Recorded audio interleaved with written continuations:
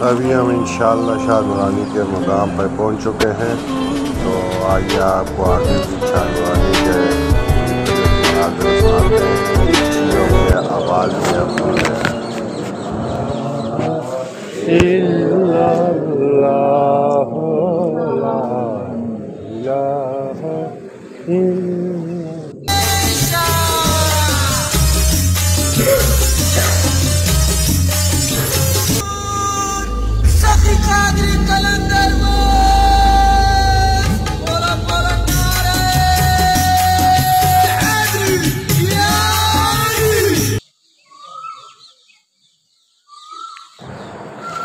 ये मज़ार का बाहर का हिताता है शाह नूरानी का और बहुत ही खूबसूरत मनाज़र है सुबह सुबह के।